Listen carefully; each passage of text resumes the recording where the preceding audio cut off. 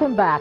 If you've just joined us, you're watching the news at 10 on Channels Television, coming to you live from Lagos. A reminder of our major stories. Acting President Yemi Osinbajo announces federal government's commitment of 1.6 billion naira to Women's Empowerment Fund as Nigerian women join their counterparts to mark International Women's Day. The rights and challenges of Nigerian women and gains recorded by women in Nigeria under focus on the occasion of the International Women's Day. Communal clash in Ile-Ife, Osun State leaves 7 people dead and several others injured. Governor Aregbesola imposes 2-day curfew. And fire sweeps through children's care home in Guatemala, killing at least 19 people.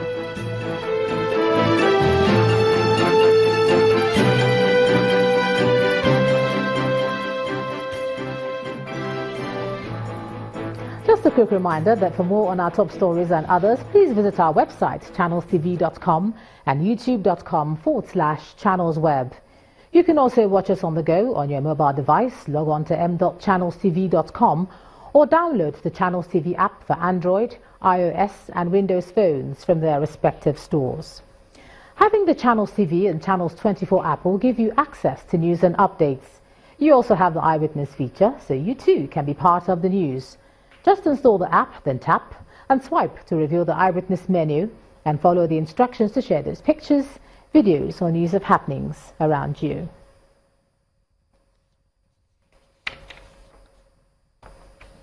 Be bold for change is the theme for this year's Women's Day celebration, which was discussed by guests and panelists during a special broadcast titled Women in Leadership right here on Channels Television. The event, which took place in our studios in Abuja and Lagos, celebrated the achievements of women in various fields of endeavour, with a call for women to provide the necessary support to put them in positions of leadership. The forum was put together by Channels Television in collaboration with the British High Commission in Nigeria and the One Campaign.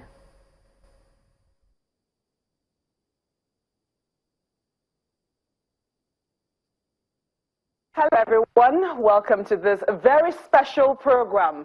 International Women's Day is beginning to take its pride of place in Nigeria, especially when Channels Television, in collaboration with the British High Commission, Abuja, takes it a notch higher with Women in Leadership, a special live program to mark the day and discuss the universal theme, Be Bold for Change.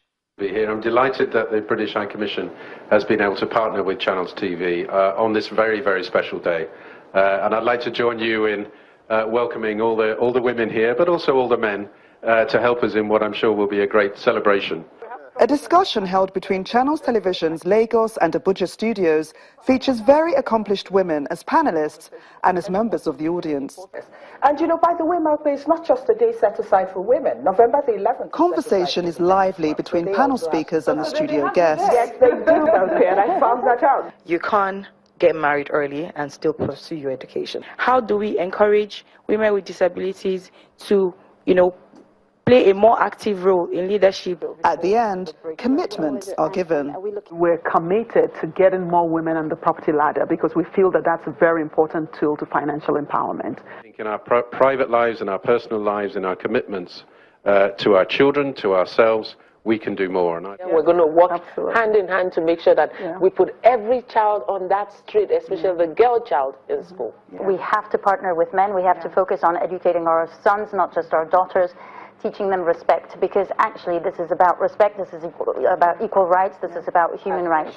Women in Nigeria are making great strides in leadership roles across the country and beyond. However, to ensure that no woman or girl is left behind, commitments from conversations such as this must be followed up in the socio-political space for women to be fully empowered. ExxonMobil has invested over $100 million on programs in support of women's economic empowerment in over 90 countries around the world, including Nigeria. And today in Lagos, it's extended its support to We Connect International to celebrate and connect women at a seminar in Lagos. The event showcased several presentations by We Connect's partners, as well as a business-to-business meeting and workshops where women entrepreneurs were taken through the rudiments of successful business operations. I'd like to say that you need to go out there and fight. Fight for what you want to get. to where you need to be. That charge by one of the richest women in Africa to women who have decided to be bold and take charge of their affairs is in line with the Women's Day celebration. And this event in Lagos, put together by WeConnect, with support from ExxonMobil and other corporate clients, is to bring out the best in women. WeConnect and ExxonMobil are working together to not just organize this kind of events, no, but to train women, to teach women how to be part of the bidding process, how to understand the procurement process of big individuals, big companies like ExxonMobil. It's the Women in Nigeria exhibition and conference, where networking is the watchword. You need to network with other women. You need to work with them. Look for who has got what it takes to move your business to the next level that you don't have. These are the things you need to do. You need to network locally, regionally, and internationally. This is really very important. Praise goes out to the ExxonMobil team for its efforts at making sure women are well represented. I think we should give ExxonMobil a pat on the back, and we should use them as an example for other oil companies and other organizations, not just in Nigeria, but worldwide, because they've been using it to support women generally in their various businesses. Women are undoubtedly important pieces in the jigsaw of life. And with seminars like this to harness their potentials, the sky is only the beginning.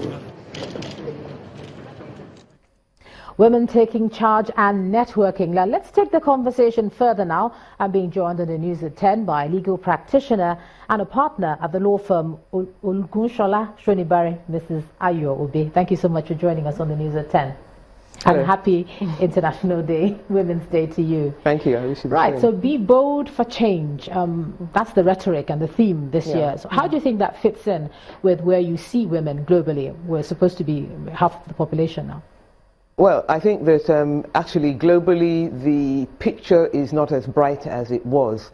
And I think that if anything, we can look at the situation worldwide and say that countries that appeared to have been making strides in the developed world, some of them are going backwards. And so we in Nigeria, we are coming from a difficult base in the beginning already. But fortunately, we are not going back at any rate. We are making progress, but there's a danger because of the tendency to look at what is happening in the developed world and then say, well, if they can do it, we can also do it. There's a tendency to say that, well, we don't need to try so hard. So I think that's the danger that we need to guard against in Nigeria. They also spoke about women in leadership. Let's bring it back to us here in Nigeria. Don't roll your eyes that way. Looking at the dwindling number of women, even in terms of appointments and in terms of elective office, how are we supposed to take charge and be bold when, in terms of representation, there are not many of them there? Well, I think that there are two things. I have to say that I'm not a big fan of the obsession with leadership. I think that we need to focus a little bit more on the base, and so that people in their homes and in their lives, in their everyday lives, can exercise their own independence and autonomy. What do you mean focus on the base? In the sense that not everybody is going to be a leader, whether they are a man or a woman. And we tend to think that leaders just spring fully formed from somewhere. They don't. They arise through they arise through processes, through work that's done at a small level. Well, is the argument not that women are not allowed to rise? No, well, I think I think that's where the problem lies. Actually, we're talking in terms of allowed and so on. And I think that as long as we continue to see it as something that is going to be handed out to women, we're probably not going to see what we need to see. I think, in fact, that we probably need to think more in terms of what are women ready to do and take for themselves. And if we are able to look at it in those terms rather than saying somebody hasn't allowed us, this person hasn't appointed us. I mean, we can see from the current government that women are not being appointed into positions. And so then the issue is, where are women going to find their autonomy? Where are they going to find their voice? I think that the seminar that was held on economic empowerment takes us back to our roots, to the period before colonialism, where women had a great deal of economic autonomy, in which they were able to provide for themselves, their children, and to contribute to the common pot. And I think that's probably where we need to go. If we want political power, I think it's a matter of organizing to take it rather than waiting for somebody to appoint. It's very clear that certainly if we look at the way that the president composed his government, that women were an afterthought, really. And I mean, my late neighbor, Professor Jadesola Akonde, always used to ask the question, where are the women? It's not a question that we should ask only on International Women's Day. It's a question that should be there right from the inception. All right, let me just ask you finally now. I mean, in terms of legally, you know, you hear that there is the law for it and the laws exist, but the problem you have then is enforcement. So what do you do when the law has gotten it right, but we still find ourselves where we are? Well, I guess that you're talking about violence against women and the legislation in that regard.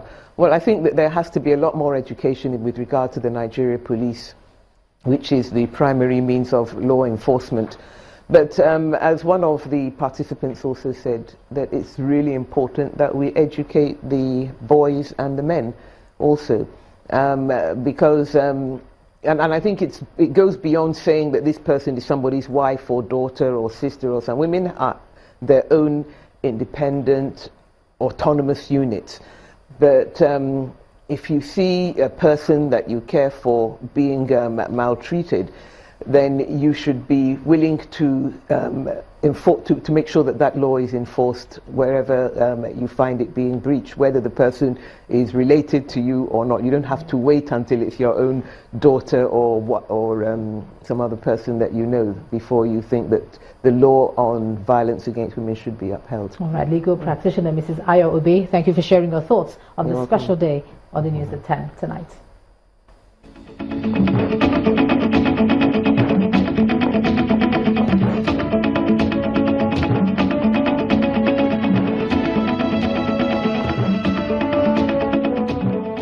And when the News at 10 returns, economic expert advises federal government to create viable blueprint to support Nigeria's borrowing plan from IMF. That's on Business. Please stay with us.